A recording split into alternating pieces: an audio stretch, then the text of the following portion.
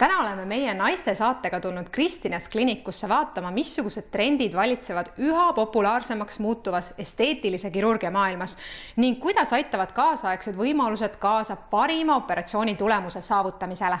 Kristinas Klinik on tegelikult orienteeritud patsiendi mitte ainult ilule, vaid ka tervisele. Et me oleme oma eesmärki ikkagi 26 aastat püüdnud seada selliselt, et me ei vaata nagu pelgalt ainult patsiendi iluparameetreid, vaid üritame neid ikkagi käsikäes tervisega jälgida.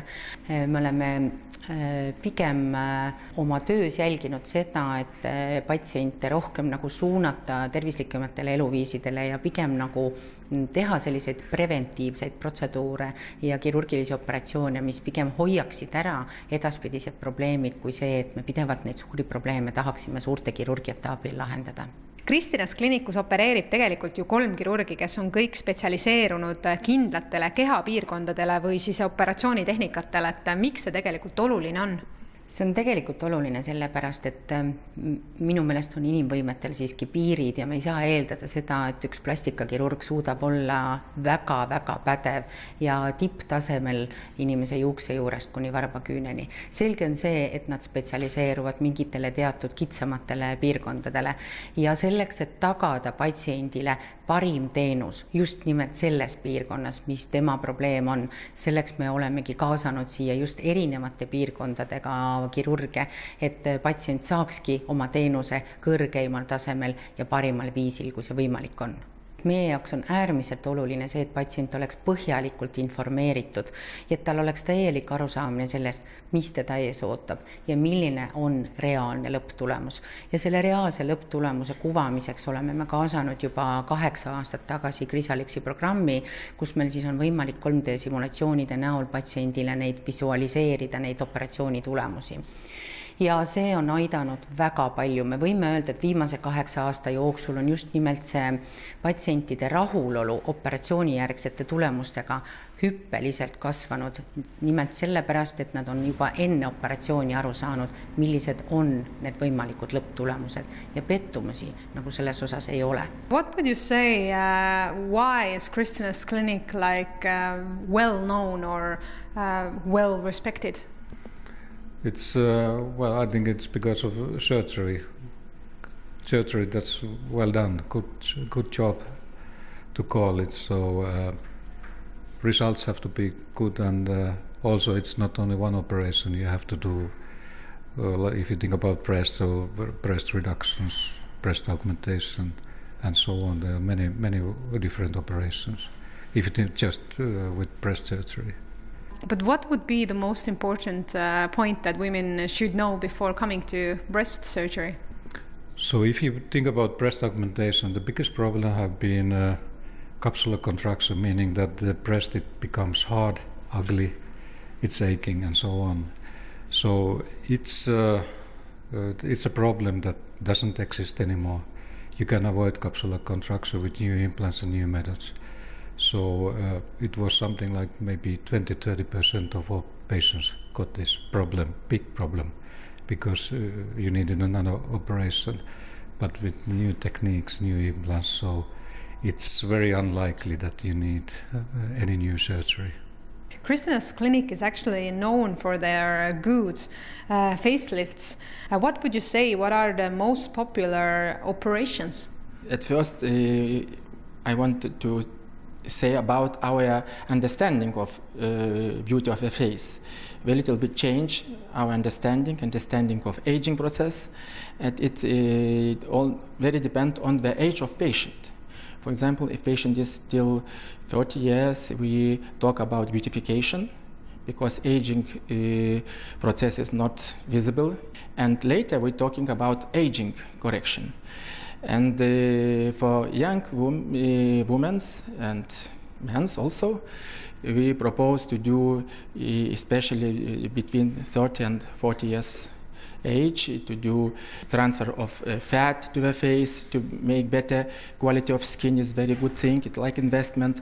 Also insert special threads who lift a little bit skin and give a better shape, do nose job, to make better balance, proportions and harmony of the face, and use also fillers and other things.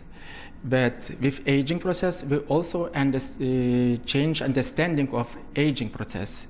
Very important is quality of skin, and we recommend to do small operations like lipofilling, threads in the 35 years to start, and we can remove the big operation, facelift, classical facelift, not to do about 45, but maybe about 55 or 65.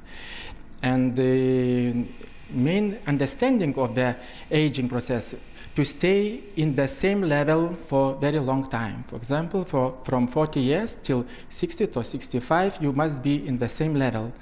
And you always must do some small changes, and if you need, it became time to do big operation, facelift, we do facelift.